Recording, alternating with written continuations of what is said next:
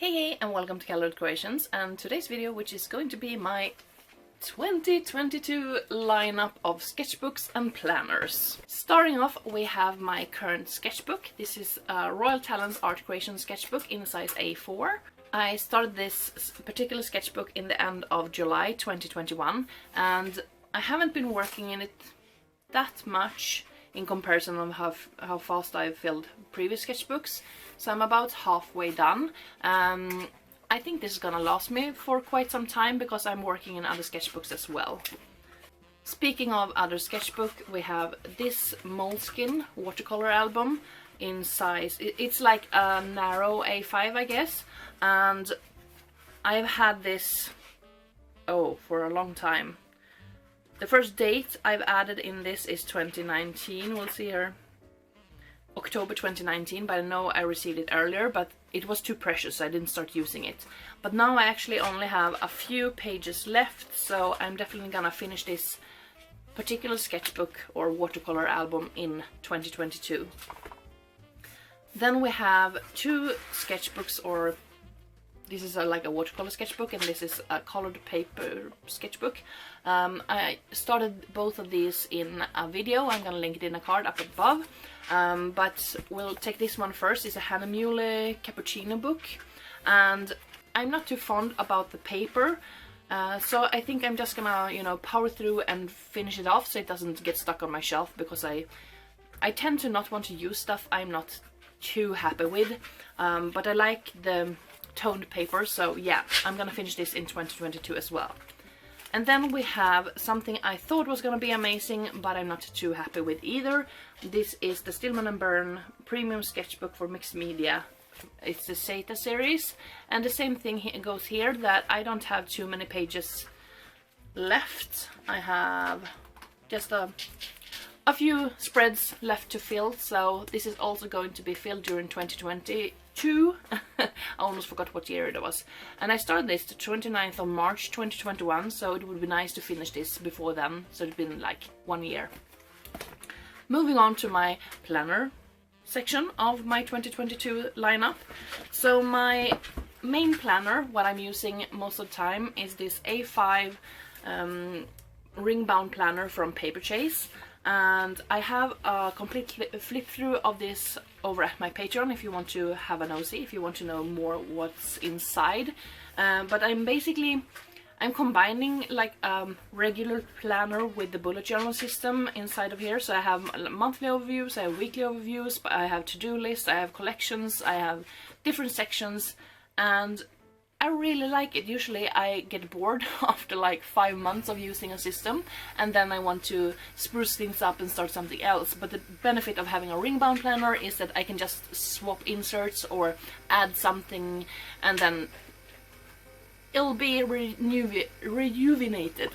So I see myself using this for at least half the year, I guess, but perhaps the entire year. Then we have my notebook slash bullet journal for my pets. So this is something I recently dug out from my shelves. I used it a lot a few years back when I had a lot of pets. I had 2 dogs, 2 axolotls, 6 rats, and I was also planning on, eventually getting more pets and doing a bunch of research. So then we had a misfortune and the axolotls died because of faulty water from the council, whatever. And also the rats passed away quite in quick succession, and I was heartbroken, so I couldn't really get more rats because I love them so much and they live for such a short amount of time, so yeah. But now we have a new addition to the family. It's Zeta. This little monkey. So this is not our dog, but we get to borrow her, and it's amazing, and we love her, and we want to keep her forever and ever. No, but I understand that her owner will eventually want to have her back, but we're happy for as long as we get to keep her. So basically she's here on loan, so I can train her because I really like training dogs. If you don't know, I actually used to work full-time with being a dog instructor and dog trainer, so that's been a part of me that's been missing. And now I have my little journal, so I can plan out the training plans, like all of the criterias, and putting spreadsheets and everything in here. Also a bunch of notes when I'm reading books or taking dog classes and everything like that. So all of that lives in here. I have a little booklet from like traveler notebook booklet that I've been using to keep track of Link's rehabilitation stuff. If you don't remember, or perhaps you haven't seen that video, my border collie was in an accident and was paralyzed in both his hind legs, and it's been quite a journey to get him back on track, get moving again. So he's still in rehabilitation mode, and I've been using that one because it's easier to just bring with him. But I think I'm gonna transfer the notes into this one, because I don't write about his progression every day, and then yeah, so that might be transferred into this one as well. Then we have a new project. This is a 5-year journal, and I decided in the beginning of this year to repurpose this one. I've had it since 2016, because when my son was born 2013, I started a 5-year journal for him. So I wrote down things that happens, you know, milestones and memories. I printed a bunch of photos and stuck them in there, and kind of fell off the wagon after maybe 6 months or something. And when Lily was born in 2016, I was like, yeah, I'm gonna, you know, get back into this and document, and I'm gonna have both Linus's 5-year diary and Lily's 5-year diary, and that wasn't really doable with a 3-year-old and a newborn, and at that point 2 dogs, and you know, we were renovating the house and everything. So I just wrote a very few amount of entries in this, so now it's like, it's an unused book. So I've been really intrigued by Bun's 5-year journal, Hobonichi book, and I was like, I have one of those, not a Hobonichi, but I have one of those 5-year journals or 5-year diary. Why not use it? So I am currently starting up, developing a habit to add some highlights from the day, or some memories, or quotes from my kids, or something special for each and every day. And I hope I keep up with this, because it would be really fun to look back on, you know, year after year. Also, the paper quality in this is shit, so I've actually been contemplating buying a better one, but then I'm like, just use it. It doesn't matter if it's a bit of a bleed through. The last little notebook I'm gonna be talking about is this one. I haven't started, but I'm contemplating turning this little Wizarding World travel journal ruled pocket notebook. I'm contemplating turning this one into a reading journal. I mean, travel journal, when you're reading, you're traveling the world in your mind, in your imagination, through books. I listen to quite a lot of audiobooks, and I keep a, you know, just a short little note in my planner. I have like a year in pixels, where I mark with different colors how long time I've been listening through different books, blah blah blah.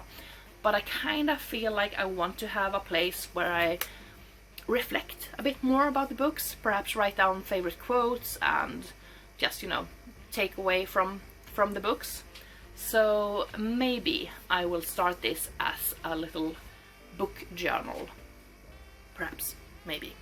So yeah, also all of these journaling things and planning things, most of those things live over at Patreon. Funnily enough, I forgot to add this planner to my little 2022 lineup.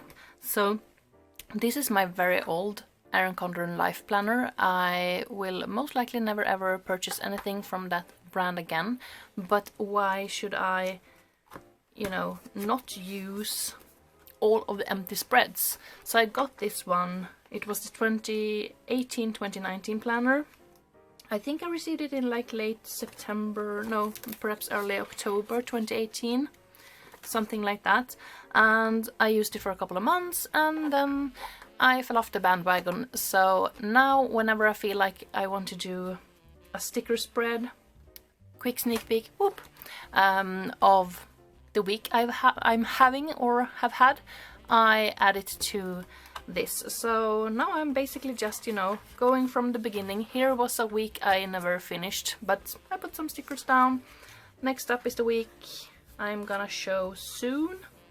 Here's my birthday week for 2021. So I mean, now it's just gonna be a mishmash since I am already almost always covering up the dates and days of the week and stuff. It doesn't really matter that this is out of order and it's an old planner. I mean, I still have